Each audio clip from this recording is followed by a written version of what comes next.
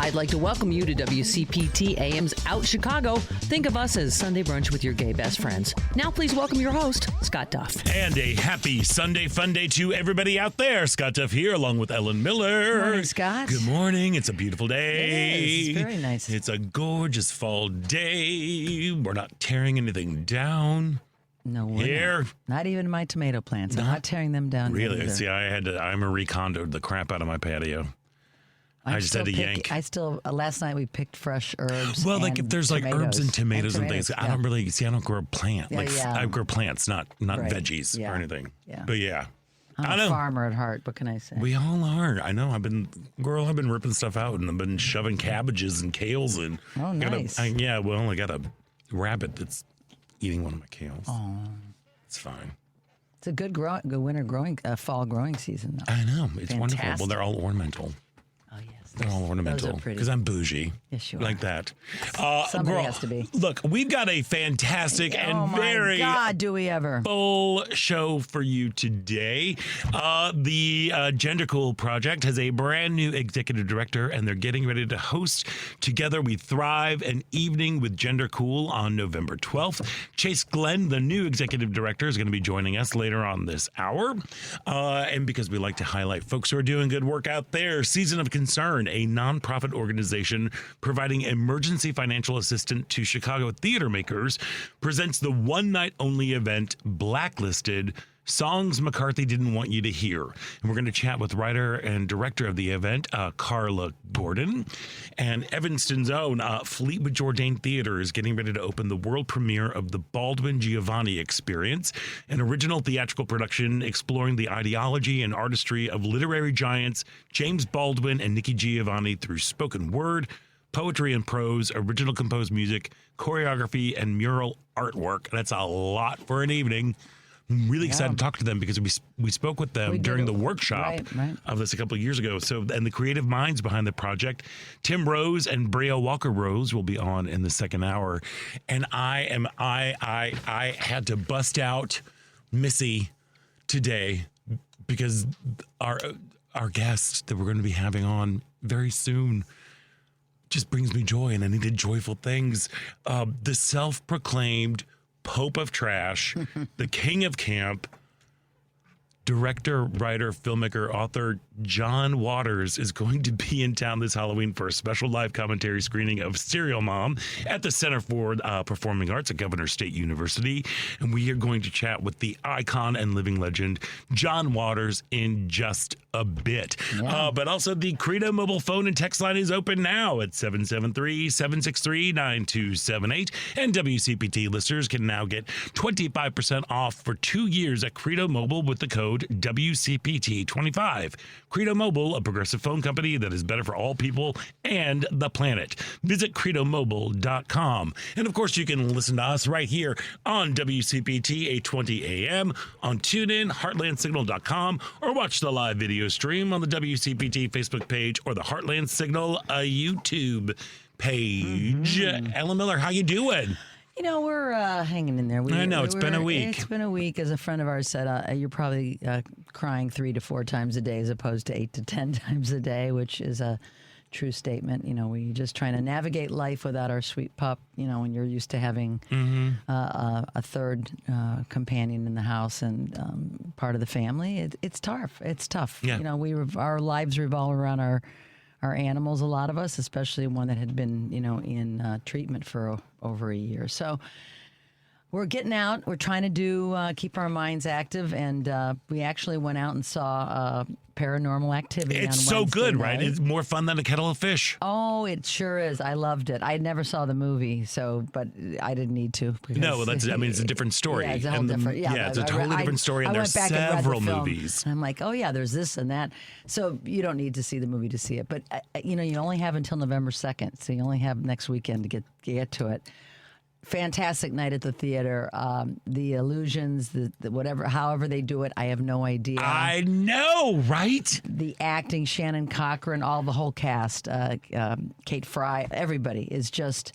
It's Chicago Shakes has really been bringing it this last year. Oh yeah. And they always do. They always do. There's just been so many really, really exceptional shows. So go see that if you get a chance. You might recall last week we had Mariel Kraft on the show. Oh, yeah. Did you go check and her out? We went to Shuba's Thursday night to see her. Oh, my God, Scott. I wish you would have been there. Was it amazing? You would have loved it. She is a lesbian pop icon in the making. I mean, her songs they are so catchy. They're catchy. They're so good. Her stage presence, her movement, her singing, her heartfelt lyrics about her life coming out, and there were lesbians there from near, far and near. There was a woman that drove from 2 hours away, to be there, and she really speaks for young women in the current world that we live in that are coming out, that are finding their true selves, and it's just.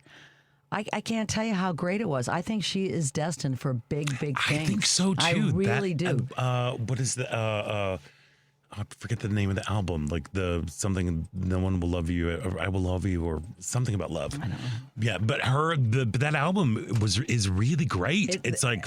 The songs are fantastic. She's a good, and as we talked about, she was a school teacher, an English teacher, a 6th grade English teacher, and she knows how to talk and communicate and command an audience. So she's got all the goods. So.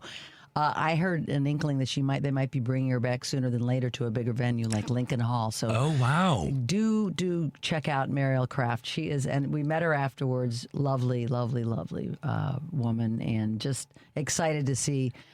I could only imagine if I had been 30 years younger and able to see an artist like that, coming up, coming out. So.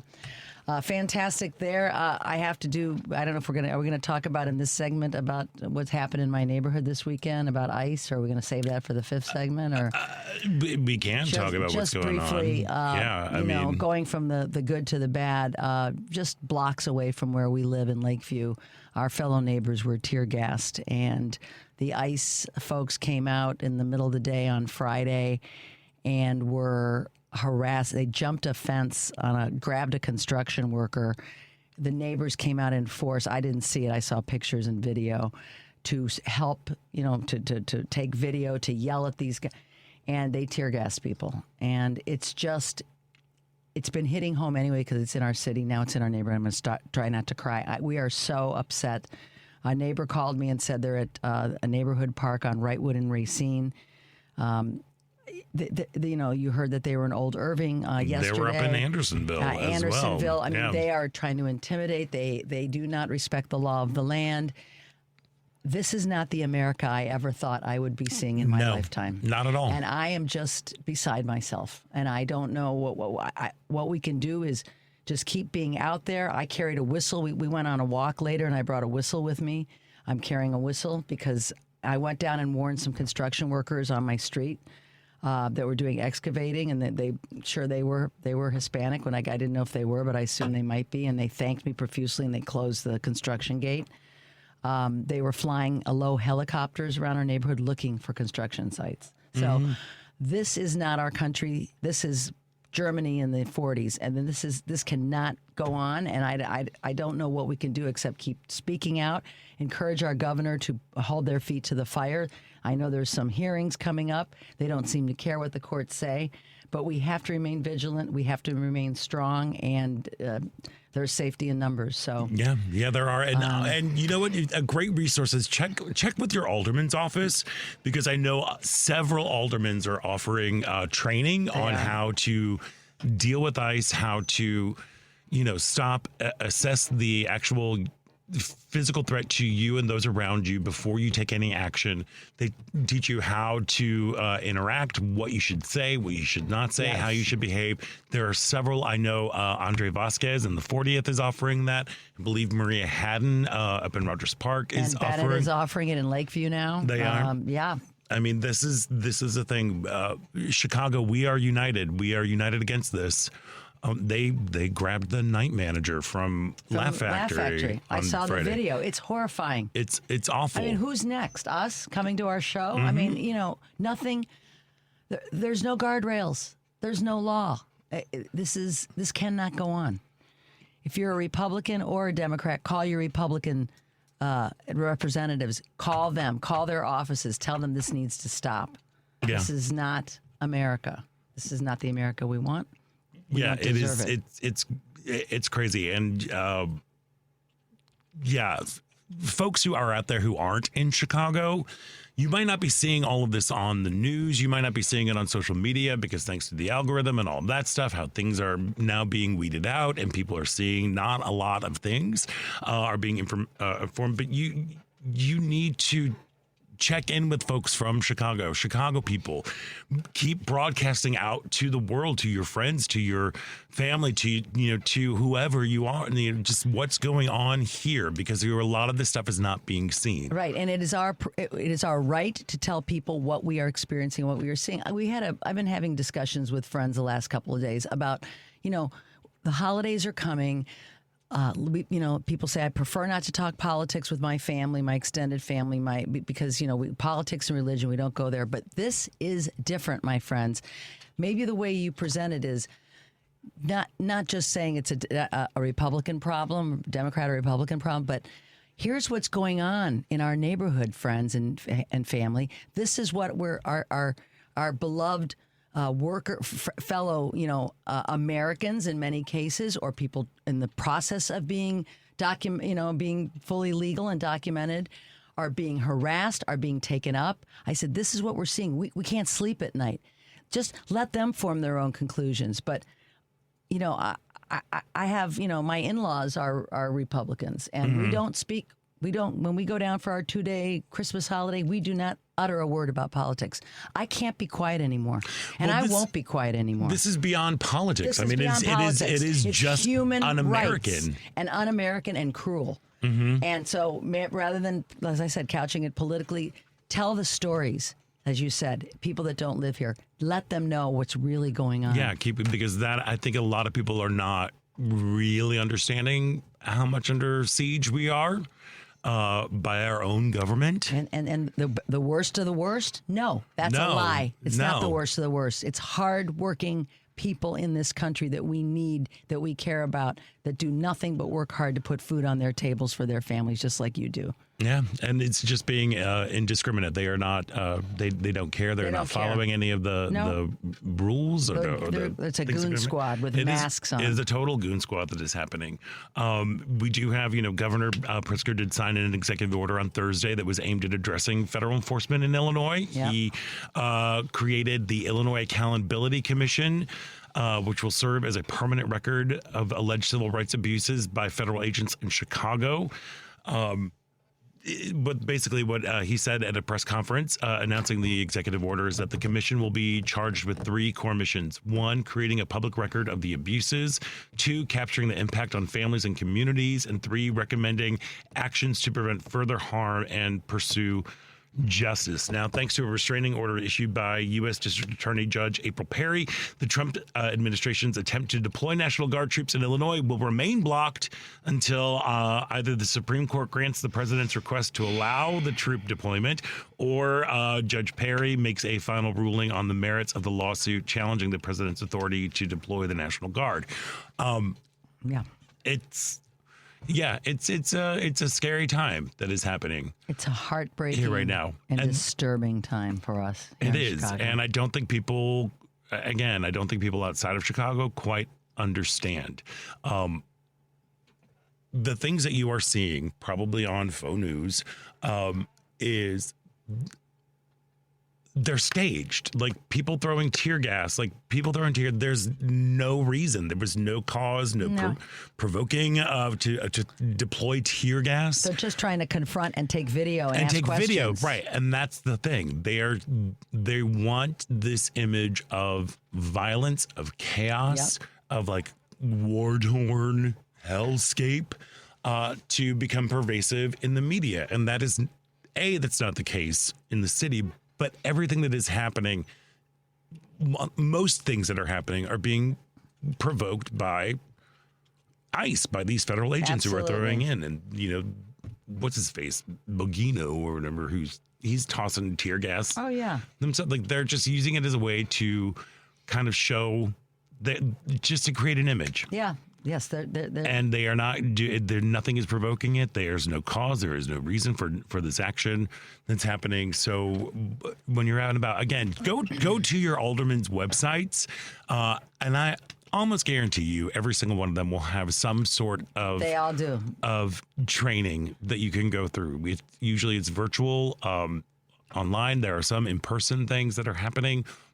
But if you, again, we talk about when things get too big, think small, go think local, think within your neighborhood. And this is something that you can do. You can go and you can learn about how to protect yourself and your neighbors. And our alderman, Scott Wagaspak, his office is across from Costco on Clybourne. They are giving out free whistles. So if you feel like you want to go get a whistle just to carry around with you, if you see something, people are really being activists, and it makes me so, I welled up when I saw how many neighbors on the video came out and confronted instantly when this happened on Lakewood and Henderson, very near my house. So we got to remain vigilant.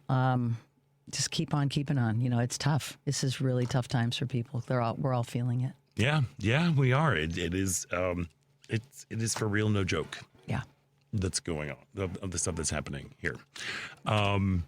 Thank God we have happy things to talk about in the next couple of segments. We because do. we need, as we say, we need all the joy we can get right now, and just watch out for one another. This is what makes us who we are. This is our city cares, and we care about each other.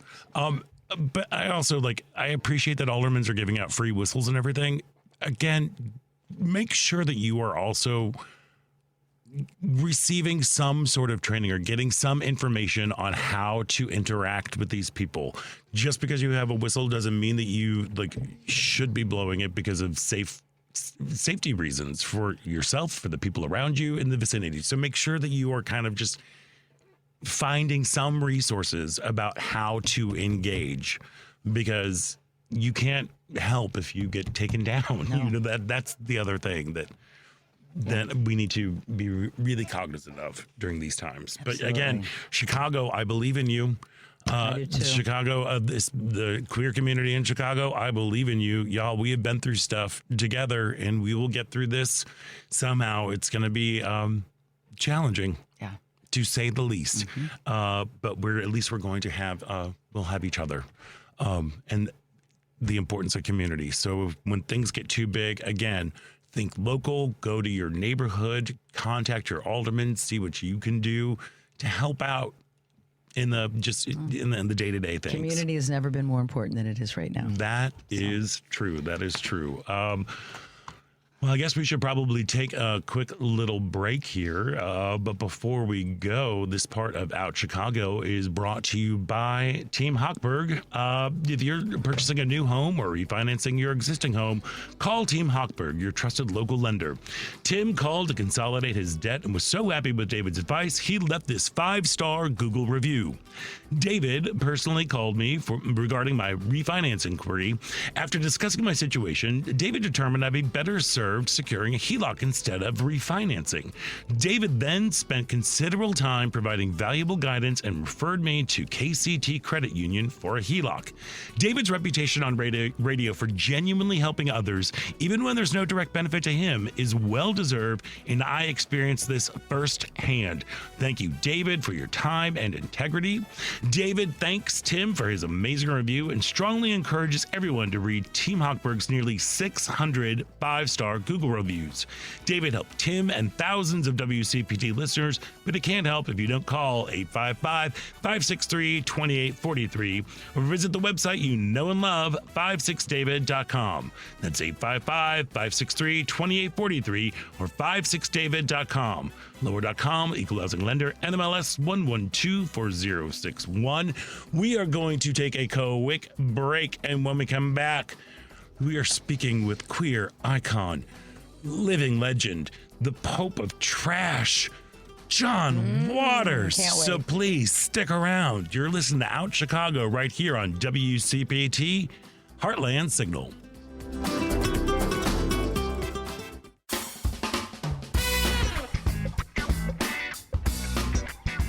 He prefers the company of men. Who doesn't? Welcome back to Out Chicago. Thank you so much for playing that, Devin. Oh, that made me happy. Scott Duff here, along with Ellen Miller. That little clip was from The Simpsons. That actually guest starred our next guest back in the day. I'm okay. I'm trying to maintain. We'll see if I can do it. You can do it. I doubt it, though. I know you can. Look, the self-proclaimed Pope of Trash and King of Camp, John Waters, is going to be in town this Halloween for a special live commentary screening of Serial Mom at the Center for the Performing Arts at Governor State University. And joining us now on the phone is gay icon, living legend, John Waters. John, welcome to the show. Thank you so much. Boy, that's quite a build-up. Girl, You look, deserve it. I am Yeah, trying so, to maintain right now because you have affected my life in so many different ways. I just want to say thank you. And I'm resisting the Thank temptation you. to just like quote you to you right now. Yeah, that's wonderful. Thank you. I'm so respectable I can puke these days. It's great. Thank you.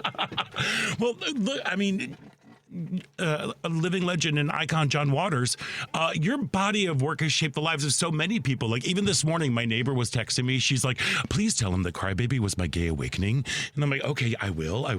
Did you or Which is do kind of funny because there's no gay characters in Crybaby. I know. But there's something about like your movies, the embracing of camp, the embracing of tacky, the just all out, just queer counterculture nature. Do you ever feel a responsibility for lifting the voice of the counterculture? Well, I'm proud of it when people say that, I made them feel okay about themselves. And I wrote a whole book called Role Models about the people that did that for me. Yeah. Everybody needs a bad influence they can look up to. 1,000%. But I got a question for you. Do you think there is a counterculture right now? Sure. Well, it's very different. I mean, it started out, I made underground movies, and I made midnight movies, and independent movies, and then Hollywood movies, and now Hollywood Underground. So today, and camp, nobody really says that word anymore except older gentlemen in antique shops talking about Rita Hayworth movies. But that became trash, and then that became filth. And I think now it's just American humor, basically, is based on pretty dark subject matter because maybe that's the healthiest thing we can do when things are terrible, to be able to laugh at it. But first, you have to laugh at yourself first, and that's something very, very important. And that's why I've gotten away with it for 50 years. John, if Serial Mom was made today, for example, what new social crimes would Beverly, the lead character, be punishing? Well, that's true. Would she be? Because now it's changed. It seems like the Republicans are woke, and they have trigger warnings. So it's gone completely different. I would say that Serial Mom had no real politics. She just didn't like people that screwed with her family or didn't treat people correctly. But people died because they didn't recycle. I think if I was Serial Mom today, it would be she would go after actors that use the word journey. I love it. That's where we've come to. Well, look, Serial Mom is one of my all-time faves of yours. I cannot walk past a dry arrangement and not just go, Pussy Willow, every time I walk by. I noticed today, I just got off a plane, and I've been to 6 cities this week, and I have seen so many violations of people wearing white after Labor Day that it's really hard for me to sit in my seat on the plane without making a citizen's arrest. Citizens arrest.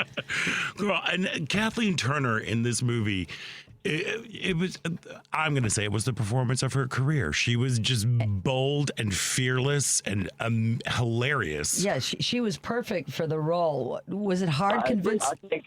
I think she has gone back. She was so into it as maybe a method actress that she has recently killed 2 critics who wrote mediocre reviews of it years later. Good for her. Was it easy to convince her to be a suburban serial killer? No, it wasn't hard. She read the script. I went up there and talked to her, and excuse me, I've got a cold, as you can hear. And she just went for it, and I think she took chances. She took chances a lot in her career, and so I think that she just wanted a director who knew what he wanted, and we're still friends to this day. She was so fantastic in it. I think she's absolutely great in it. Great in it. It's my best movie. It is my best movie. And I think she said it was one of her favorite roles somewhere. I read. Yeah. She was such a pro to work with, and a lot of people said, "Oh, she's going to be so difficult and everything." She wasn't one bit difficult. I got along with her great. She would have been difficult if I had said, "I don't know, Kathleen, what do you think?" They want you to direct them, right. So what is your process when you're directing a film? Is it like, how much guidance do you give, or do you just let the actors do their thing? Well, no, I don't. Let's just say I just released 6 of my screenplay books just came out, and this week I just did the audio version, and I play every single character in every movie. Okay, so you might be a little bit of a control freak with that. Yeah. I have rehearsals, say the script. I hate it when actors say, first thing I do is throw out the script. Oh, really? Then join the Writers Guild. Say the word. Well, yeah, I never understand that, because it's like the only reason the project is there is because of the idea that came into your head. How did this, was it just because you are going to be here at the at Governor State University on Halloween? You're going to be doing a live commentary of the screening. Was it just like a product of the time of the early 90s that you're like, all right? Well, I think it was a little ahead of its time, because the movie was before OJ, and there's scenes in it that are exactly like the OJ trial. I think I always had true crime was always important. There's a trial scene in many of my movies. I used to go to famous trials. That's what I did as a hobby. So I think I love trial scenes in movies. So it was my parody of a true crime movie before true crime had become quite as popular as it is today. Yeah, one of the great things about your films, when you start, your entire body of work is just filled with such incredible characters and actors and performers. And you started out making 8mm with your friends, and over your career, you've almost taken like a repertory company approach to casting your films. I mean, because of you, we got Divine, Mink Stole. I mean, I cannot get Mink Stole. Then even when I had movie stars, when I worked with Kathleen Turner, Mink has a great performance in Serial Mom. So I worked with the people that I started out with, and then mixed Hollywood movie stars with them too. And that was the thing: are they going to get along with us? Are they going to come along for the ride? And they did, and they respected what we had done in the past. They didn't try to change it. I can always just tell when you have a quote meeting, movie stars don't read for you, but they're looking at me thinking, is he going to ruin my career? And I'm looking at them thinking, is this person going to be able to get through 2 months with us in Baltimore? And then when we both realize that we can, then that's when I hire them. Yeah, I love that. How long did it take to make the film, John? That was the biggest budget I ever had. I forget how much it was, $12 million or something, which would be way more than that today.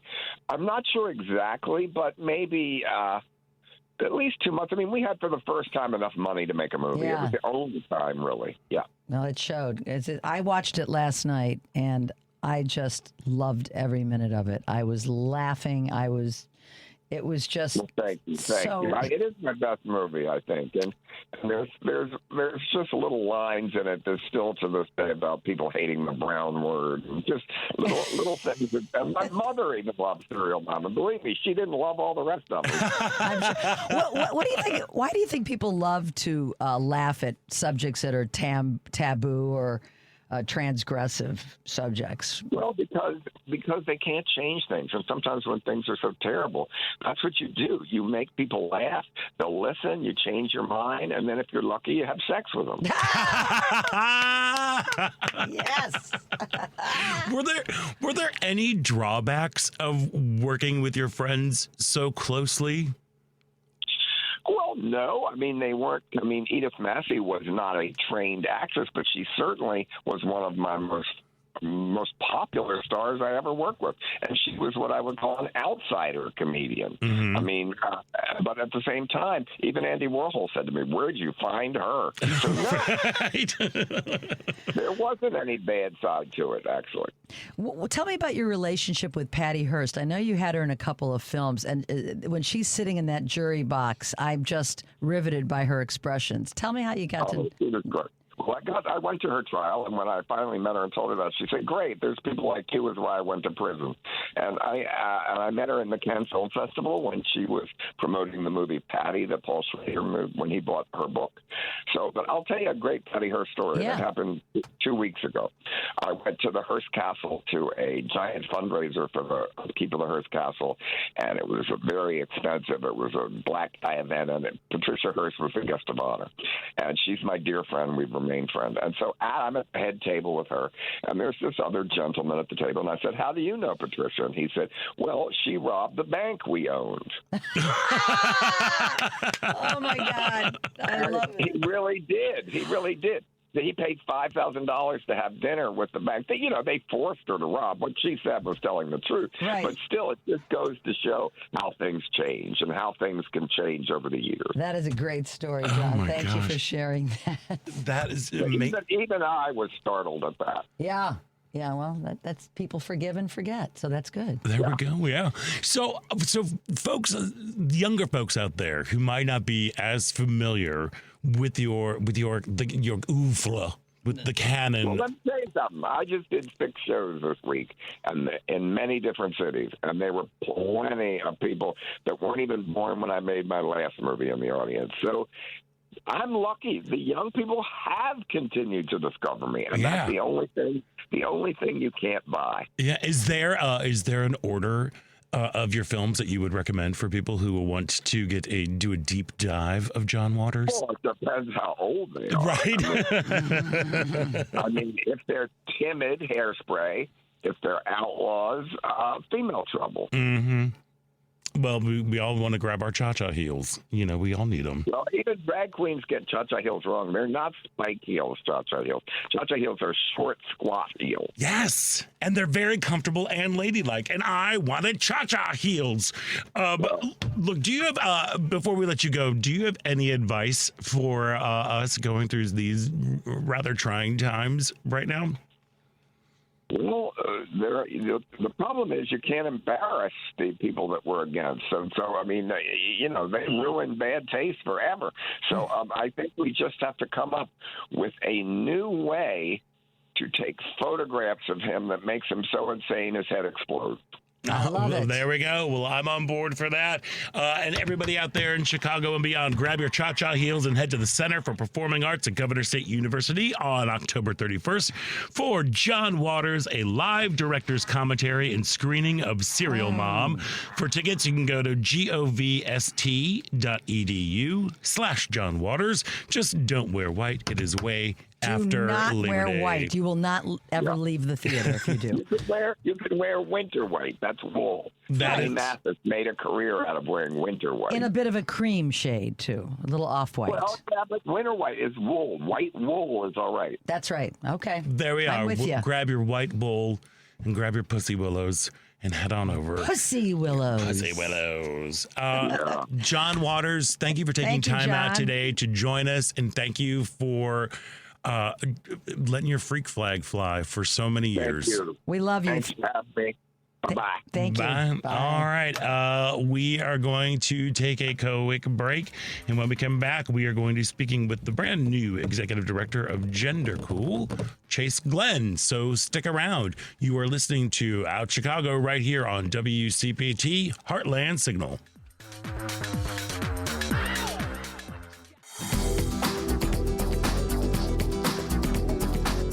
Hey, this is Kathy Richardson, America's sweetheart from Jefferson Starship, and you're listening to Out Chicago. Welcome back to Out Chicago. Scott Duff here, along with Ella Miller, rolling along. Oh, and hey, tomorrow on Live, Local, and Progressive, Joan Esposito will be joined by Rick Smith, host of The Rick Smith Show, weeknights from 7 to 8 p.m. Central on WCPT. That's Live, Local, and Progressive, weekdays from 2 to 5 p.m. Central on WCPT 820 a.m., heartlandsignal.com, and tune in. And while we're talking about Joan Esposito, Give 'Em Hell, Harry, written by Samuel Galou, is a faithful and often humorous portrayal of President Harry S. Truman's life and presidency. It spans his childhood, his political apprenticeship as a judge in Jackson County, Missouri, his years in the Senate, and his 2 terms as president. And on Friday, November 7th, President Truman comes back to life at North Shore Center for Performing Arts, and you can meet WCPT's very own Joan Esposito. Tickets are still available at northshorecenter.org, but we are giving away a pair of tickets right now to caller number 3 at 773-763-9278. The number again is 773-763-9278. You can win a pair of tickets to go see Give 'Em Hell, Harry, Friday, November 7th at the North Shore Center for North Shore, I can't talk North right Shore now. Center for Performing Arts. And you can meet our very own Joan Esposito. Just a reminder, contests running on WCPT 820 are open to listeners 18 or older and residents of the greater Chicagoland, Northwest Indiana area. 1 entry per person, 1 winner per household. Void where prohibited by law. Listeners may only win or qualify to win once every 30 days. Complete rules are available on our website at WCPT820.com by clicking the contest tab. There we go. We got that out of the way. It's very exciting. I'm very excited. The show is just filled with so many fun people and amazing people who are doing incredible work. And we are huge fans of the Gender Cool Project here on the show. And there are big things going on over there. Joining us now is the brand new executive director of the Gender Cool Project, Chase Glenn. Chase, welcome to the show. Hey, thanks so much for having me today. Thank you so much. It was so lovely to meet you face to face at the Windy City Times 40th anniversary celebration. I'm glad that you are here in Chicago now. What has been your journey leading up to becoming the brand new executive director of the Gender Cool Project? Yeah, thanks again for having me and giving me the chance to talk about Gender Cool, and being such great supporters of the organization. So my background is I was born in a small town in southern Illinois. So my family's recent move back to Illinois is a bit of a coming home. I'm a trans man who grew up in a small conservative town in a pretty religious family, and this was back in the 70s and 80s when we didn't have the internet. We didn't have, necessarily a whole lot of support even for trans folks. And where I grew up, I didn't think I knew anyone who was trans, didn't hear any stories about trans folks.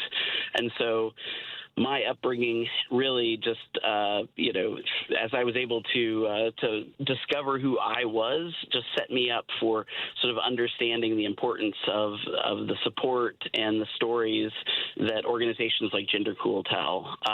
My recent move, I just moved here to the Chicagoland area from Charleston, South Carolina, where I was there for 20 years, and most recently was the executive director of an equality organization, statewide equality org in South Carolina. So excited to be back in Illinois, to have my family here, my wife, and we're raising 2 little kids, and excited to be working with Gender Cool. So aside from the, of course, the Gender Cool Project is an incredible organization. We've been big supporters of them from the get-go, an incredible group of folks that are there. Aside from, of course, having that as a lure to come back to Illinois, were there any other reasons of getting out of South Carolina to come to Chicago? Yeah, I mean, Well, again, family, of course. Family, Gender yes, cool of course. is a lure. Family is getting back closer to the families that we both, my wife and I both have here, is, of course, a draw. But, South Carolina was a really wonderful place to live for 20 years, but also had become, I'll just say, increasingly hostile towards trans folks, to be honest. And so this was an opportunity for us to sort of take the next step as our family. We didn't necessarily see the life that we wanted to build for ourselves there. And Illinois is an incredible state with an incredible governor who is so vocally supportive of trans folks. Governor Pritzker is a real light and a beacon for the trans community, and so supportive. And so it was exciting for us to think about returning to Illinois, where we knew we would feel so supported and would have the rights that all trans folks deserve. Absolutely. Chase, I understand you grew up in a conservative, more religious influenced environment. How did the early part of your life shape how you view things like gender and identity and community today? Yeah. Well, so much of it is, and this is I feel like a universal sort of thing that isn't necessarily specific to trans identity, but it's the fact that, especially in our formative years growing up, if we don't have examples of the people that, sort of reference points for who we are, what we can become, what we feel like is possible, sometimes it's really hard to imagine that future for ourselves, right? And that's not just about being trans. That could be, a career decision, that could be identity related, but for me, I just didn't have those reference points for people who were trans, who were successful, who were happy, who were living fulfilled lives, who were able to have families, who were able to have joy-filled lives. I just didn't have any sort of reference point for that. And so for me, it was when I first started to be able to see people who were living these fulfilled lives, who were, happy and successful, that for me was like, oh, wait, okay, there's a place for me out there in this world. And I think that's one of the things that Gender Cool is able to do, right? We have these young people, our champions, who are living very full lives, who are luckily have support from their families, and are able to be that light and show and tell those stories that, trans folks are out here.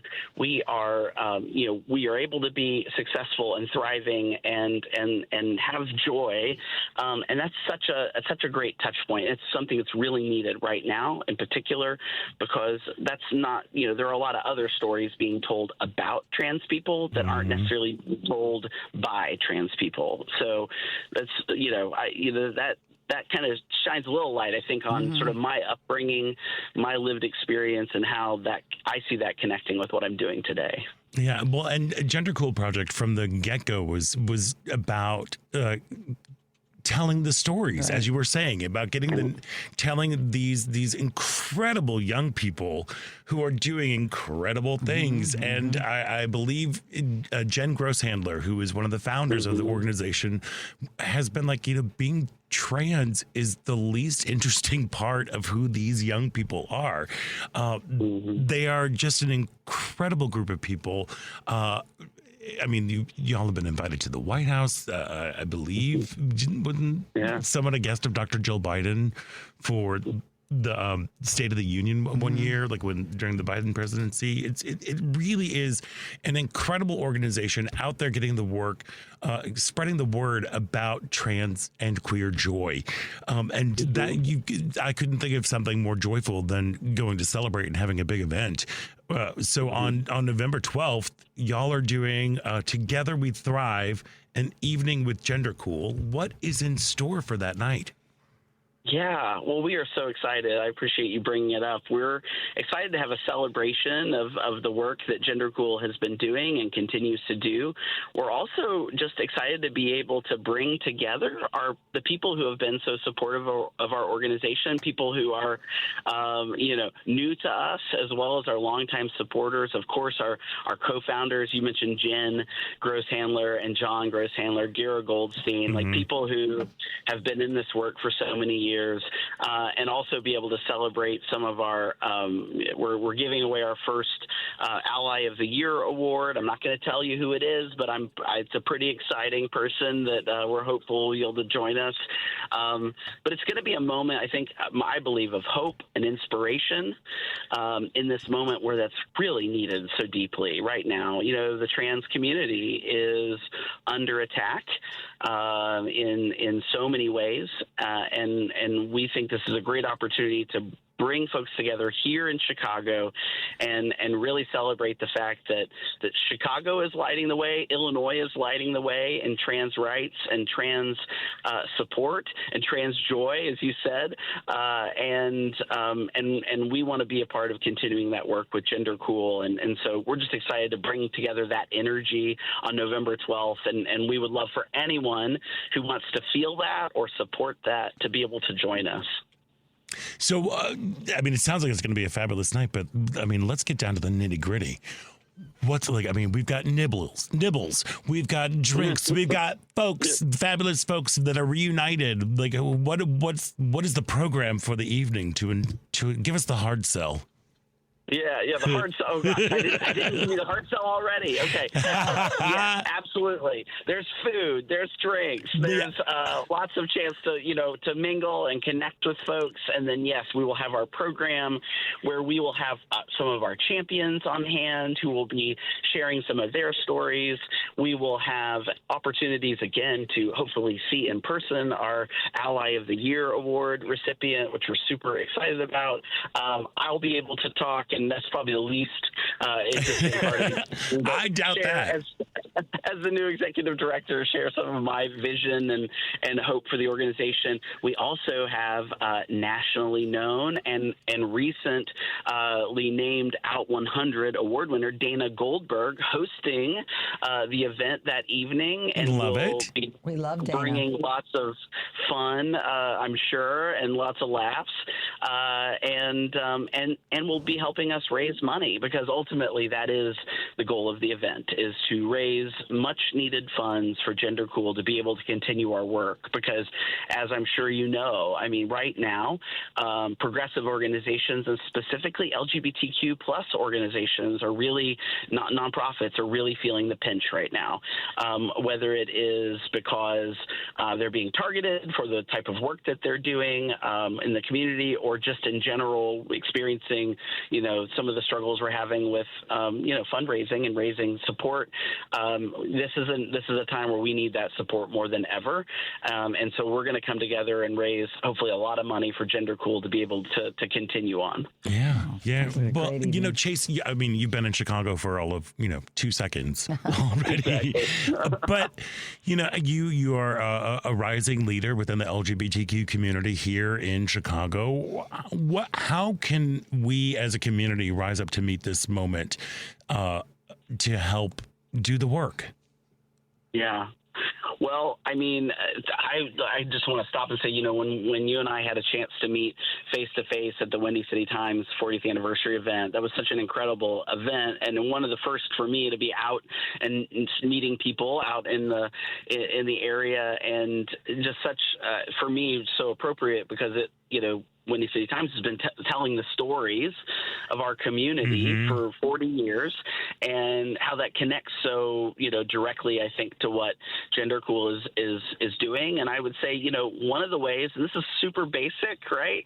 But it's showing up for our community, whether that is physically showing up and supporting at events like we're hosting on November 12th. You see how I just worked that in? That was really good. Or just showing up in ways that we need our allies to show up right now. And that could be anything from, conversations with your family, conversation with your friends, where maybe you're hearing people who are spreading misinformation or saying things that aren't accurate, like just showing up for us by standing up for us in those spaces. And that social media is what it is. There's a lot of positives and there can be negatives, but there's a lot of opportunity for people to show up for us and stand up for us in social media also. But I would say ultimately, find a place. If you want to give back, if you want to support our community, find a local organization, a locally based organization where you can plug in. And I would love for that to be Gender Cool. I would love for you to make sure you follow us on our socials and, get added to our newsletter and stay connected to us and learn the different ways that you can show up for us throughout the year. But if it's not Gender Cool, maybe it is Gender Cool, but also just look for those other organizations, whether it's Center on Halstead or Equality Illinois or, any of the other number of, local and regional LGBTQ organizations where there are lots of opportunities to plug in and support the work. Like, put action behind your words is my biggest hope for everyone, because in my experience, when I've, taken a step out beyond just, saying that I support and actually acting and doing, the secret here is that you actually receive just as much or more from That's those right. actions than you do in just in what you're giving. Right? Amen to And that. so, Amen to that. Well, it's important. I couldn't think of a better way to take Oh, action fantastic. and have a fabulous time and to see the mystery date that is the Ally of the Year. Open the door to your mystery date. I love it. So we want to make sure that you get your tickets for Together We Thrive, an evening with Gender Cool on November 12th by visiting gendercoolevents.org. Chase Glenn, again, thank you so much for taking time out to join us today, and congratulations on the new gig. Chicago is much better off with you all in here. With y'all Welcome here. to Chicago. Good to have you here. Thank you. Thanks, Thank you Chase. so much. I really appreciate being able to join you today. Us too. Fantastic. Thank you. We have got to take a quick break, and when we come back, it is the second hour about Chicago right here on WCPT Heartland Signal.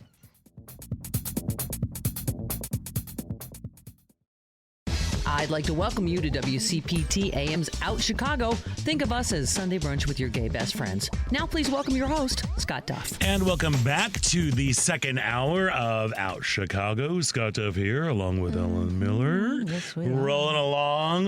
Hey, we've gotten some remarks from the Credo phone and mobile phone and text Bring it on. line. We have somebody calling. I think it's Diane. No, it's Sarah. Yeah, Sarah from Out in the Burbs called. She's like, John Waters' interview was fantastic. Thanks. Kudos. I'm like, it was great. It's Sure so had exciting. it. Yeah, it was there awesome. we are. We have a fantastic second hour lined up for you. A little bit later on this hour, we're going to be speaking with folks from Fleetwood Jourdain Theater, kind of an institution in Evanston. Mm-hmm. They are getting ready to open the world premiere of the Baldwin Giovanni Experience. It's a theatrical presentation of literary giants James Baldwin and Nikki Giovanni, and we're really, really excited about having them on.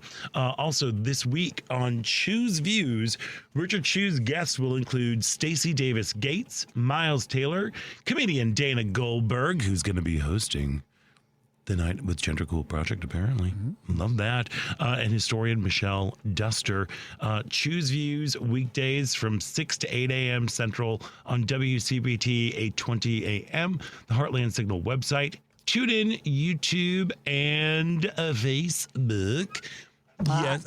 I want to give a little shout out to our friends at the Artemis Singers. Chicago's lesbian feminist chorus. They are going to be holding a fundraiser karaoke party this on Friday, November 7th from 6 p.m. to 9 p.m. at Whiskey Girl Tavern. That is a fun bar in the Edgewater neighborhood, I believe it is, 6318 North Clark Street.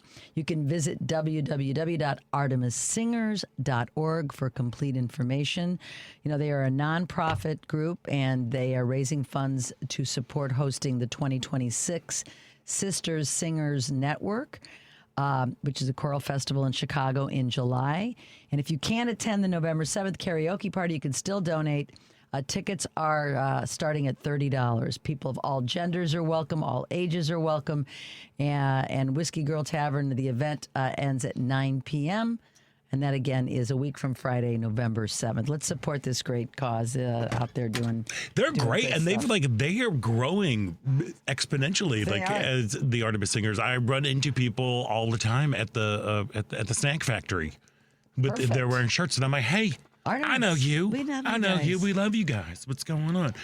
We are having a little bit of technical difficulties trying to get a hold of our guest for the top of the hour, but soon we will hopefully have our friends on from Season of Concern. They are getting ready to host a one-night-only event, Blacklisted Songs McCarthy didn't want you to hear. So hopefully we will be able to straighten all of that Because out. I want to hear those songs, what those songs are. Right? I'm sure we could have that same problem today. But Well, that's the thing. Like, it just feels like free speech. Everyone keeps screaming about free speech from, the other side, but they sure just want to make sure they control the message about everything right now. That's so true. Look, this is pause, reset. So, October is LGBTQ History Month. And you wouldn't necessarily think of LGBTQ history and the White House, the actual building, really being like a part of the LGBTQ history. You wouldn't. However, look, here's the thing that I discovered this week, and there's a great article on Advocate talking about the long history of the East Wing, which, girl, that watching that has just been heart-wrenching and heart-crushing. I think that crosses all political lines, too. Yeah. I think he's really managed to offend everybody on this one. But the thing that's also just very confusing to me is, like, why would... There are people who still support him, and I'm like, he's building a ballroom while the government is shut down. We're getting rid of SNAP benefits. People aren't getting paid. There are random anonymous donors giving money to like pay for the military, but not for the other federal workers that are furloughed. What's going on? But I heard on the way in, as a matter of fact, some Republican, I didn't catch his name because I was switching back and forth, but was defending it by saying it doesn't. Yes, you might think it looks bad, but it's not. He's not using taxpayer money. He's just. We don't know that. Well, of course, and we don't believe it. And we don't believe comes it. out Yeah. of his mouth. Yeah. But what's wrong with having a fabulous place to entertain the dignitaries from all over the world? He's going to leave us a fabulous gift. It's all this BS is what it is. But you're right. That was the women. That's where the women. That is where I was finding out that's where the first ladies really, that is where they kind of had their offices. Yes. And in terms of LGBTQ history, on March 6th, 1933, 2 days after her husband's inauguration, Eleanor Roosevelt held a press conference in the East Wings, and when she decided to hold the event, the very first press conference by a first lady, and she held it at the suggestion of journalist Lorena Hickok, her great friend and probably her lesbian lover. Yes. What's going on there? We don't know what's going on, but there was definitely, from all accounts, there definitely was a loving relationship between these two women. But that day, like the press conference was groundbreaking in other ways as well. All 30 reporters attending it were women, and Eleanor Roosevelt had insisted that only women could cover her event. In 1933. How amazing is that? Well, and she was doing everything she could to amplify the voices of women, and because back then, even they want to do it to us again. They want to shut us down. It's part of the Project 2025 extravaganza. But she really felt the need for women to take a bigger role, and she was at the forefront of it. We have a lot to thank Eleanor Roosevelt for. We really do. Part of her mission was she sought to make women a part of the national political audience and inspired many women to stay informed and get involved. And the East Wing, it kind of evolved into the office for the First Lady. There were so many things that happened there. You had civil rights advocates marched outside the wing in the 1960s to get Lady Bird Johnson's attention. In the 70s, Betty Ford argued to increase pay for her staff in the East Wing. Laura Bush started her literary campaign there. Same with Michelle Obama with her Let's Move public health initiative. And now it's all kind of crumbled. Yeah, since isn't a first lady that lives in the White House, it's not exactly top of mind for the first lady to have a special space there. No. Well, I mean, does she live in the White House? No, she's never there. From She's what never I there. hear, I don't know. no. I mean- So it's not even there's not a woman's voice, is what I'm saying. There isn't a woman's. Well, ethos even if there there was a woman's voice there, Yeah. how Hers much would it be heard? Yeah, it wouldn't be her. You know, like Yeah. that's the thing.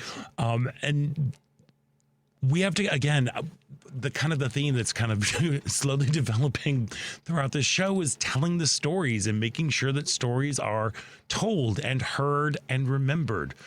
I've said this countless times, and I guess it bears worth repeating during these very, very challenging times when people are trying to control information. History is told by the victors, and we have to make sure that we keep these stories alive, that these moments of history alive and present, because that's the only way that we can continue to try to make change. Indeed. Going on. I think the tearing down of the East Wing and watching the destruction is so emblematic of what people are feeling. Girl, in this you country. could not get a more on the nosy metaphor than him literally ripping down the White House. I mean, and doing it with no regard for anything or anybody but himself.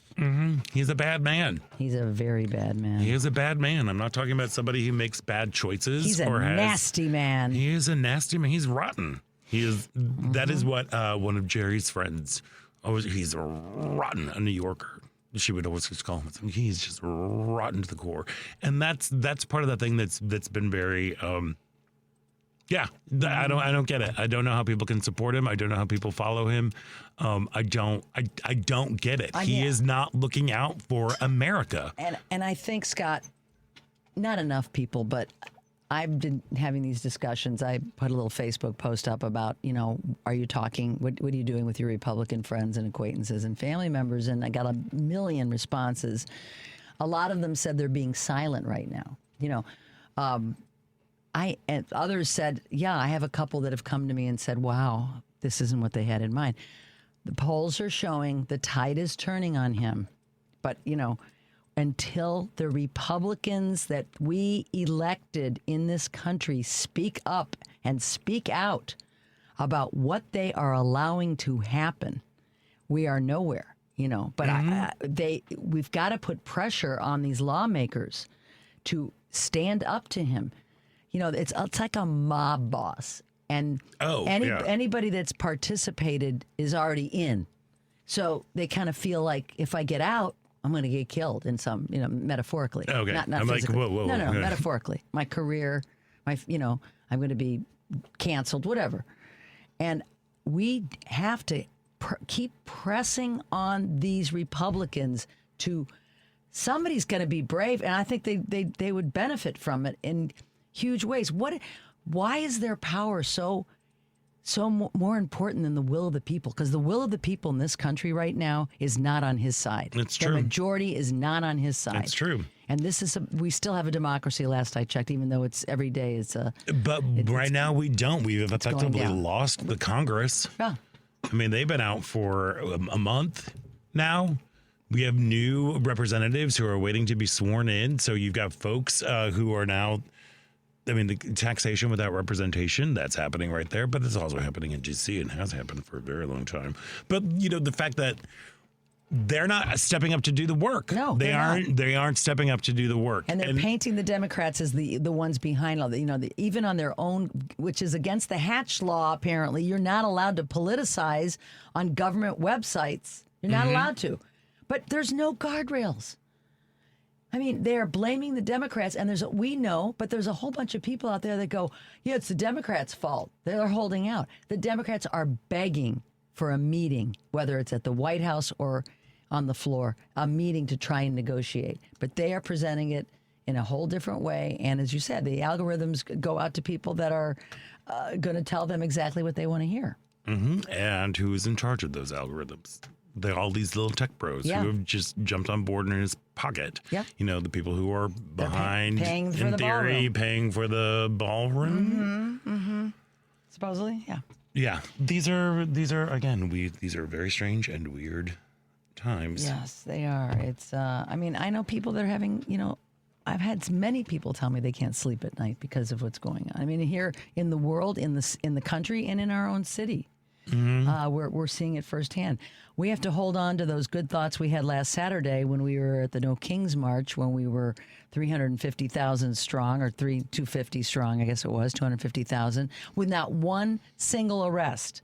You know, we were out there doing what we feel was what we could do, which is protest by our voices, by our bodies, en masse. And we have to, I think we need to have protests every couple of weeks. I mean, I think we need to be out there marching. I don't know what else we can do. But we have to keep pressing on these Republicans. They are the only ones right now that can make a difference when it comes to immediate change. And Yeah, well, the main one is Johnson. oh, he's just pathetic. He's He's a pathetic person. He really is. And apparently he's also incredibly not well read. He, whenever asked about a question, he's like, well, I haven't read anything about that. I don't know. I don't need to know about know that. more information about this. Yeah. How dare you say that? Aren't you embarrassed? You're the Speaker of the House. I know. And like, these are news stories that happen. And they're We happening know with he's people just- that you know. Oh, I know he's just Yeah. dancing around and doing his whole He's thing. a liar because guess what? The top guy is a liar. So lies are acceptable in the Republican Party. It's very, very Christian Very Christian. of him to do all that. You know, lie. Be on Grindr, allegedly. See, this is what I want to. I am not for outing people. You know, I really am like, people, they want to be as out as they want to be or not out as they want to be. That's fine. That is up to them. But if there are elected officials who are actively campaigning and passing policies that affect the LGBTQ community, their community, then I say just out them. I say just do it. Absolutely. That's what we need to I do. We agree. need to start playing a little bit more dirty with our politics, like the way that they've been doing things, and just Yep. call people out, expose their hypocrisy. You know, and what have we got to lose? We don't have the House, we don't have the Senate, we don't have the White House, we don't have the Supreme Court. I agree. You know, call them out for their hypocrisy, and I don't know, maybe. I don't know. Hopefully that can get something done and get a fire lit under their butts. But that is not happening right now. And right now we are just having to sit and wait until they call them back to session. Yeah. And then release the Epstein files. Let's not forget about the Epstein files. Let's not. Let's just do that. Well, that's why we're not swearing in the representative from Arizona, because of the Epstein files. Pretty clear. Yep. There we go. Anyway, but that's for another day. Why don't we take a quick break, and when we come back, we are going to be chatting with the creative minds behind the Baldwin Giovanni experience, Tim Rose and Bria Walker Rose, after this break. So stick around. You're listening to Out Chicago right here on WCPT Heartland Signal.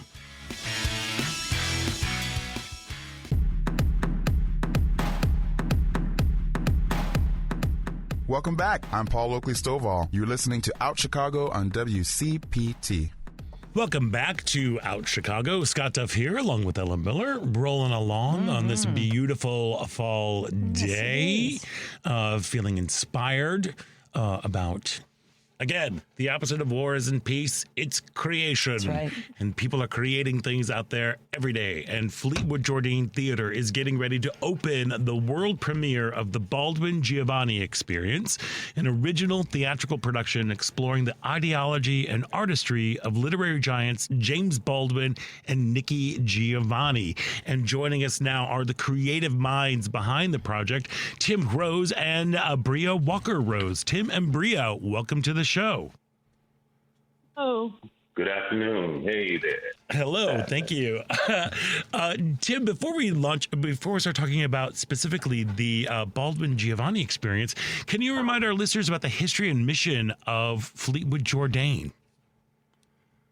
Absolutely. Back in 1979, Northwestern University graduate Glory Von Clooney created the Foster Community Theater, which was located in the Fifth Ward of the Evanston community.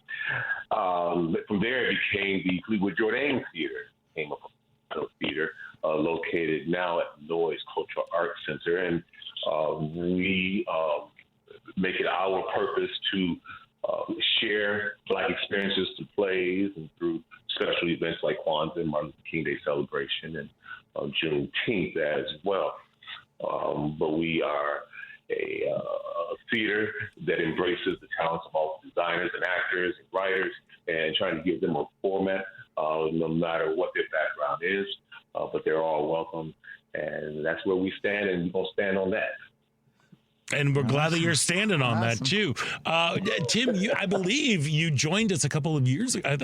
Has it already been a couple of years ago? When you were... It's been a couple of years. Yeah, when you were workshopping the Baldwin Giovanni experience, what has the process been like? And I guess for both of you, both of you, sorry, go. Yeah. No, and Maria, please, jump right on in. We're located in two different places so people know we're not sitting side by side. Right. Bria's in Pittsburgh. She's a professor at Carnegie Mellon, so she's in Pittsburgh, and I'm here in Evans. So we're not sitting side by side. So, Mama, just jump in whenever you want to. Yeah. No, go ahead. So, the whole idea of experimenting with this concept in 2023, there was some elements that we didn't have an opportunity to explore from that specific conversation. And so we want to bring some of those elements into play, add some more music and more choreography to it. We're bringing back the same two actors, the same design team, lighting, set building, and all those sorts of things. The same muralist as Charlotte Beverly. It's revisiting what we did before and reimagining that iconic conversation that took place in 1971 on that show, that great show called Soul, that was on PBS. Mm-hmm. Yeah. Mm-hmm. Why do you think that the conversation that Nikki Giovanni and James Baldwin had in 1971 still resonates so much today? I think a lot of the fights and conversations that they were having then, we're unfortunately still having now. They touch on a lot of different topics, teaching, writing, socioeconomics, politics, systematic racism. That's just so ingrained in our society. And I think mainly with systematic racism being so woven into the fabric of our day-to-day, it can be really hard to untangle that. That takes time. It took so long to get it going. It's going to take a long time to undo that. And so I think we as a nation, a lot of us are trying to undo that brutality and that cruelty. And some things are just taught that need to be untaught. And I think that takes time, It was only 1971 they had the conversation. Right. It's that important element of recognizing the history and learning from that and then doing better. A lot of what they talked about were like prophecies, what we're seeing today, the very thing that's unfolding before our face every day now. That was part of their conversation back then, right? Yeah. But they were also, in that conversation, they were also, and I think that's a topic today, particularly for Black men, Nikki Giovanni was about holding Black men's feet to the fire, right? And so that was one of those strong conversations they were having. So it was not strictly targeted toward race and race relations, and or the so-called race problem, right? Or that, but it really does the things that they have covered, really resonate today on many levels. Yeah, 100%. Oh my God, if you have the opportunity, go and find Soul to watch the discussion between these two just literary giants and just incredibly smart people. It's kind of like, oh my God, I need to catch up with you, just because you're thinking so fast. So absolutely, yes. So Bria, what have been some of the challenges of taking something that is so cerebral and so, I don't want to say esoteric, because the things that those two giants are talking about, as we have discussed, is very real and very present. It was present in the 70s. It's still present now. What's going on? What have been your challenges of taking something that is just such so big and turning it into a theatrical experience? Because it's basically a discussion between two people. Yeah, and I think as creatives, for both Tim and I, it's taking what they say, and then what are we inspired by? Yeah. And and kind of reframing it and not looking at it as challenges, but opportunities to theatricalize thoughts and ideas and words that they've said. And so idea they may be riffing on and talking about, what does that mean within choreography? What does that mean within sound? What does that mean? They talk about a topic, and then what if we expand on that and are inspired by other interviews that they've had? So it's been an inspiration to be able to take it and see how can it be embodied, how can it be alive in front of us. Is there one line or moment that personally moves you every time you hear it? It changes every time you do it. It changes. Yeah. It really does. I mean, he certainly evokes that line of "I am not your Negro," right? So that's in there, right? And everybody knows that, right? That's at the top 10 of what do you remember about Baldwin? What did he say?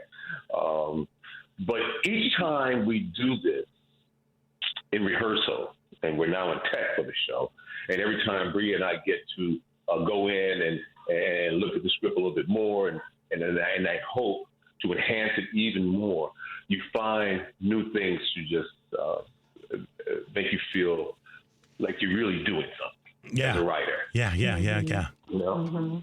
And using them as the inspiration of Baldwin and Giovanni, like he says. And the more that you get into each of them, now that I've had opportunities to really delve myself into Baldwin and Giovanni, your excitement about it is how I am too. You know? How about you, Bria? Have there been moments that have been discoveries for you in terms of whoa, that hit hard? I think a big discovery is learning about Baldwin. I always knew his relationship with the church, and how complex that was. But delving into his background more, just how deep it was, and how he felt connected with it, but not. That always resonated with me. And a new thing, delving into the script, is learning about Nikki Giovanni's background with the church as well. So both of them, their relationships. Yeah. And two different experiences, right? Different experiences. Baldwin's experience in the church wasn't very pleasant.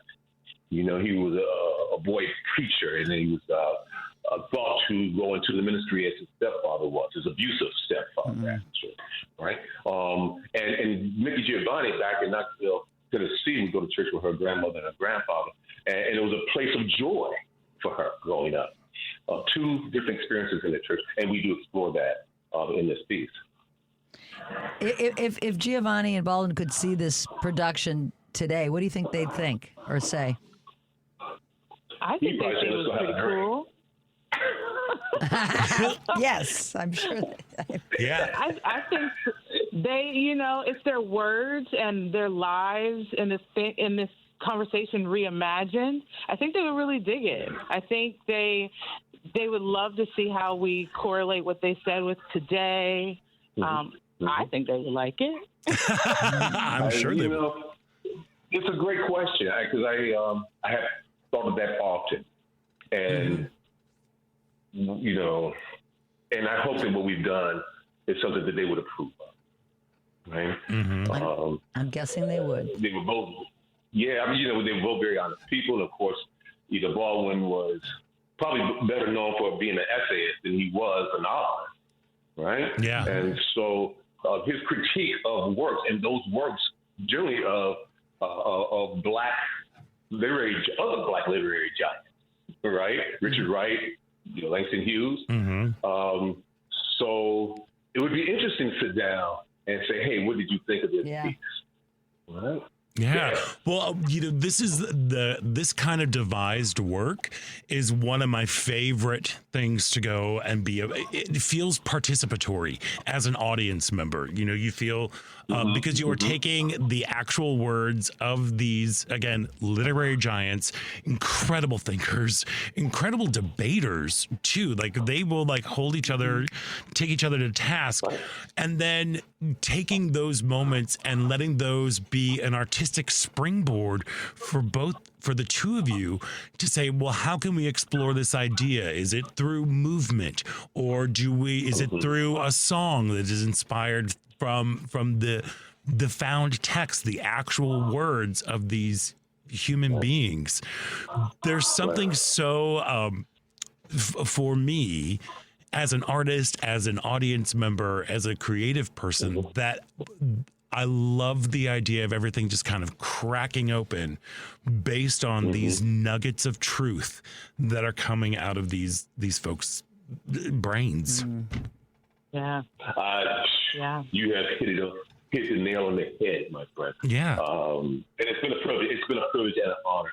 And I can never emphasize enough how wonderful it is to work with your partner.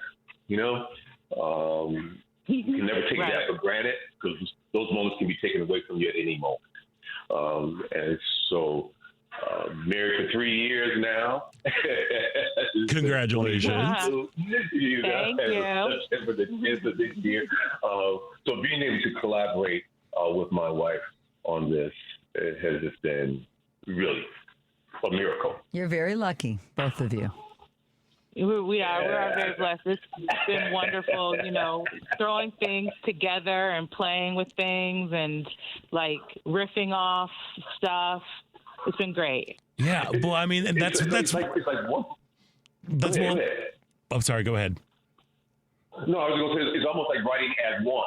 Yeah. The process is really, I don't know if it's unique or not, because I really haven't had conversation with other couples who have collaborated this way.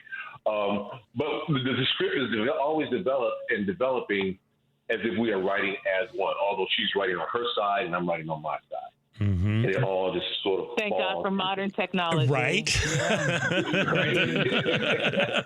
Well, and that's for real. 100%. And that's also one of the cool things about the artistic spirit.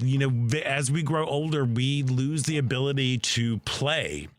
And that is what it feels like the Baldwin Giovanni experience has been born out of, a true sense of play, exploring these very big themes and topics, and how wonderful to have that gift to be able to do that with your partner, and to have an incredible artistic collaborators with you, with your two actors who are going through this.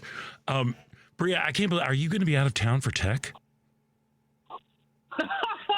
I mean, that's what modern technology, Zoom. She'll be there. She'll be there. Yeah, we had the camera set up in the theater. So she's in rehearsal with us, even though she's not in space. Amazing. Beauty of modern technology, as you said earlier. Right. Indeed. So you're absolutely right. This is the theater of, you have different genres, right? We get that, drama, comedy. It's like the theater of what if. What if? Right. Right? And that magical what if is what's happening on stage with this piece with Sean Blake, who's doing the James Baldwin, and Rachel Blake, who's doing Nikki Giovanni. Just two wonderful artists in their own right. Sean just finished The Color Purple at the Goodman Theater, as a matter of fact. And Rachel is just a worldwide traveler. She's an entrepreneur as well as an actor. So we're very fortunate to have the great design team, David Hedberg is our lighting designer, and Rick Sims is our sound designer, and Ethan Courtney was the original composer of the music that we started back in 2023, and it has been brought over to this world premiere. I love it. Look, I had the opportunity to work with Sean Blake years ago, and what an incredible guy. Just an incredible, like a great guy and a great artist. A quick question. I see that Nikki passed away last year. Did you have a chance to collaborate with her much?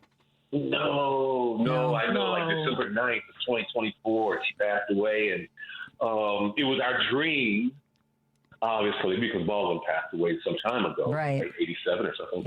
But it was the dream to bring this piece back and to reach out to her then, right? Yeah. This is a lesson in don't delay. Yeah, that's true. Right? If something hits you, do it. Do it now. 100%. Words to live by. So Bria, when folks come to see the Baldwin Giovanni Experience presented by Fleetwood Jourdain, what do you hope they leave with?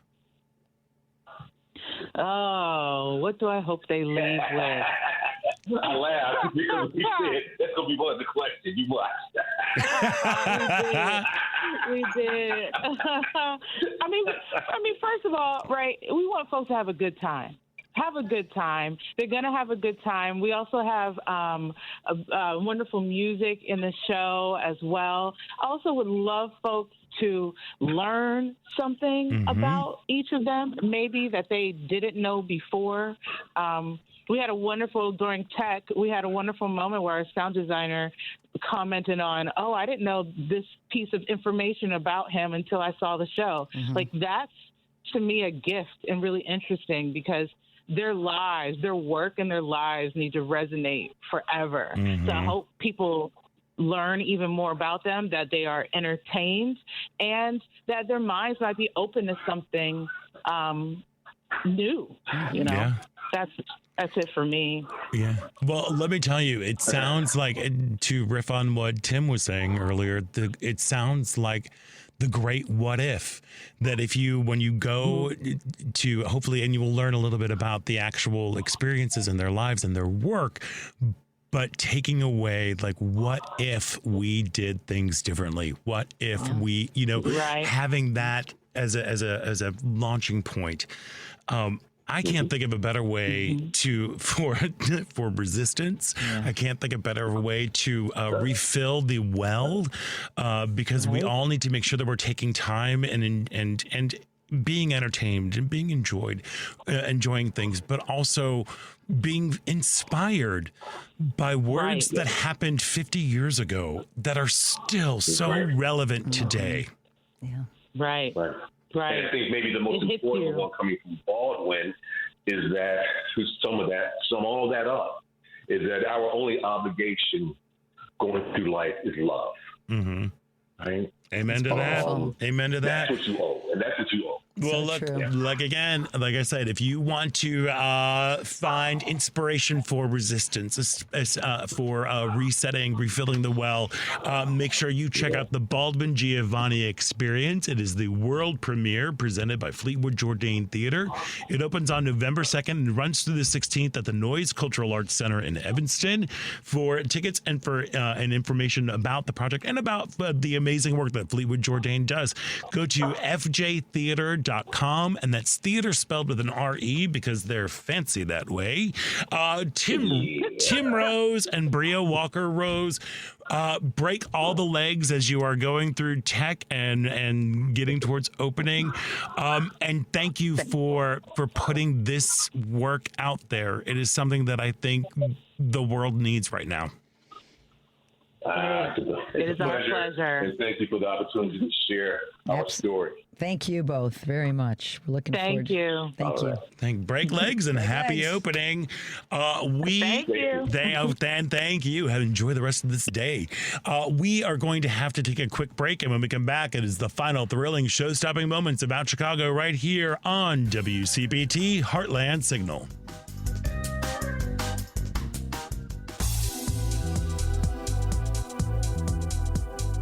Hey, this is Mark Patton, and I'm from Spring Clean, My Nightmare on Elm Street, and you're listening to Out Chicago. Welcome back to Out Chicago with Scott Duff here and Ellen Miller, rolling along here. Rolling. Hey, I just want to remind everybody out there that you can now listen to, rate, and share the Out Chicago full episodes and featured interview podcasts.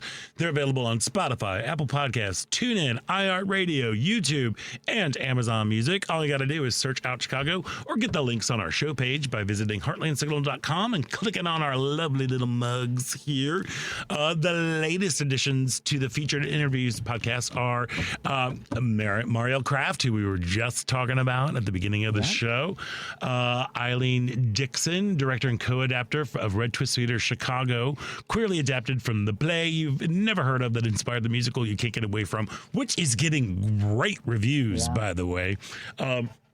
Plus, today's interviews are going to be there soon. So go and check it out at heartlandsignal.com. Relive the magic. Relive all the magic. And I want to give thanks for people who are using the Credo mobile phone and text line. Hey, just a reminder, WCPT listeners can get 25% off for 2 years at Credo Mobile with the code WCPT25. Credo Mobile, a progressive phone company that is better for all people and the planet. Visit credomobile.com. And I do want to give a big old shout out to, we've been getting some texts. We got somebody texting in from North Carolina. All right. Yeah, who's a WCPT and out Chicago, has been a giant. Has been giant in my recovery of so much negative taught oppression. A giant over the years on my necessary church service. Thank you for your programming. It's hard. Heart 100. Aw, thank you for listening. Very sweet. Thank you so much for listening. It's, sometimes it's weird. We're just kind of talking into a void. It's great to know that people are tuning in. Sure is. Tuning in. Oh my gosh. So it's spooky season. It is. It's certainly spooky out there. Well, yeah. A lot of reasons, a lot of reasons and everything. But the fun spooky. The fun spooky. Now, you're going to be traveling to Mexico this week. Going to Isla Mujeres. It's our little home away from home. Kathy and I have not done much traveling in the last year and a half with our little pup Maggie that was sick. Kathy didn't want to leave her, and I left her on one trip because I had paid for it already to go on my blues cruise. But other than that, the two of us haven't been together for a week away anywhere. So we are doing that. About a couple months after my mom passed away in 2019, we ended up in Isla Mujeres during the Day of the Dead, Dia de los Muertos. And I can't, and Scott, I know you practice that is something you do anyway. Oh, well, you've been doing it for 20 years. And I was new to it. I knew about it, but I didn't practice it. And my knowledge of it grew leaps and bounds when we were in Mexico. And I can't tell you enough how I don't know how to describe it. Important it is to grieve in the way, I love the way that they grieve their dead. They remember their dead. We have a lot to grieve right now, both personally and as a community. There's grieving of what's going on in our country and to our fellow citizens, grieving the loss of my pup. There's all kinds of things. But in Mexico, it's a celebratory honoring of those things, of people that have passed. And it's just, I loved it so much. I said, I want to try and go every year. And I haven't been able to go every year for a bunch of reasons. But it is a beautiful, I'm looking forward to it. There are ofrendas that are set up in the town square. There's a program. There's the dancing. There's music. It's the flower. There's so many flowers. Flowers everywhere. The way they decorate the ofrendas. It's just a lovely time to be in Mexico. So I feel very blessed that we, have the time to do it. Scott, you've been kind to give me last minute blessings of course. Take off for a couple of shows. We just really need to change the scenery. But we're heading down there to celebrate in the Mexican way. Celebrate Halloween and Dia de los Muertos. And Dia de los Muertos is one of my favorite things, mostly because of the intentionality behind it. We set up an ofrenda, which is like an altar, thing filled with pictures and objects that were our loved ones who are no longer here. Their favorite things. And it's really, Jerry and I have been doing this for at least 20 years. How did it come about for you two? How did Because Jerry also, when he was a younger person, he went to Mexico. during Dia de los Muertos. Yeah, and he saw it, was like, this is great. So it's kind of been, he had been practicing it when we first got together. Okay. And so it kind of became, he's the one who introduced the idea to me, and we would do that. So we deck out with marigolds and pumpkins, and we have photographs of loved ones who have passed. We set out cufflinks, like my grandfather's cufflinks, and one of his like straight-edged razors. We set out their jewelry, but then we also leave little treats. My mom loved butterscotch candies. She loved the ones in the yellow wrappers. The ones in the yellow know wrapper. them well. Yeah, so we always leave out some butterscotch candies. We decorate with butterflies and little sugar skulls, and we leave weird things out, like for Jerry's professors who have passed. We always leave out a glass of scotch and a Pall Mall cigarette. That we put out. You must have one you save, obviously. No, we go and we buy them. They still make them? Yeah, we'll put them out there. If we can't find them, we'll just put like a cigarette there. Yeah. We go, we'll put out little treats. We do have this one returning tin of potted meat that always makes it, we're like, it stays in there. It comes in handy for something. I know, but I think we need to do better by our friends and ancestors, and we should probably get them some fresh potted meat. Well, when in Mexico and Isla, there often is like pollo en mollo, in pole in mole, chicken mole in a casserole on the altar. I have to do everything I can to not don't eat it. grab a bite. No, it's not for you. No, I know. But they have the beer, as you said. They've got liquor. They've got food that they loved.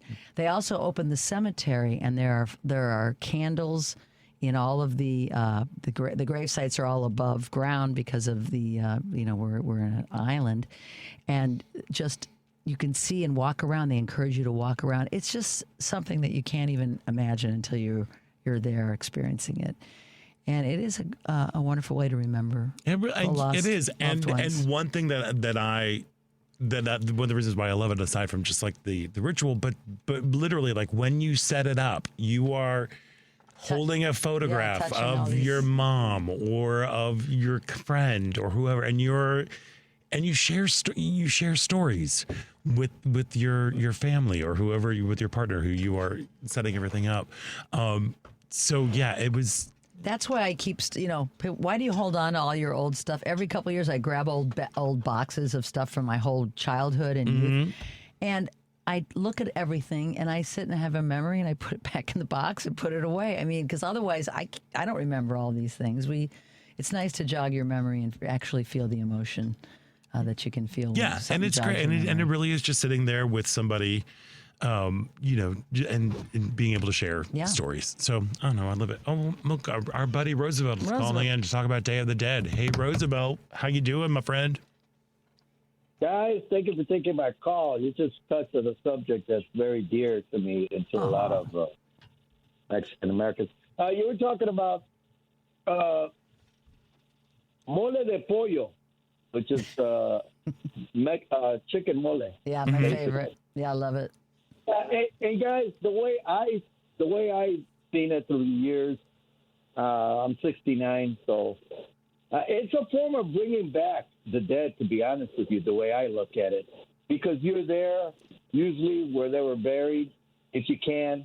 If not, you do it like a little shrine in their honor with their pictures and, like you said, alcohol and their favorite dishes. And it's a form of sharing that time. It's like, in a way, the way I looked at it is like the way I've been looking at it all these decades is a form of bringing them back and sharing the time and honoring that time to them. It's basically it. Basically, you guys described it perfect.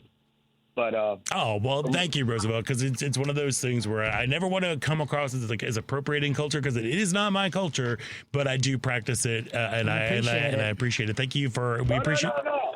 No. There's no restrictions. Anybody can do this. I know. That's why we're talking about it now, Roosevelt. Thank you so much for giving Nice us to a hear call. from We you, always love Roosevelt. hearing Hope from you're you, well. everybody. Thank you. But so if spooky season isn't necessarily your thing, let's look for the day after, which is Dia de los Muertos. Take a moment to pause, reflect about what you've learned from your ancestors, what you've learned from your friends, what you've learned from those people who have passed, and welcome them back into your home and into your heart with a very full and fulsome way. And hopefully that will also help refill the well and help you continue to rest and resist and move forward. Amen to with that. So, and with that, that's going to bring us to the end of another show today. I want to thank all of our guests. Chase Glenn, the Executive Director of Gender Cool. Don't forget, they've got a benefit coming up on the 12th. You can go to gendercoolevents.org for that. I want to thank Tim Rose and Bria Walker-Rose from Fleetwood Jourdain. And of course, the one and only John Waters. Wow. Oh my God. What a pleasure to have him on. Amazing. I want cha-cha heels. Where are my cha-cha heels? We'll find them. Devin, thank you so much for making everything run smoothly. Paul, thank you for doing what you do. Ellen Miller, have a wonderful and safe trip. Thank you. See you in a couple May it be restful and restorative for you as Thank you. well. Thank you very much. And I'm Scott Duff, and until next week, stay Stay proud. proud.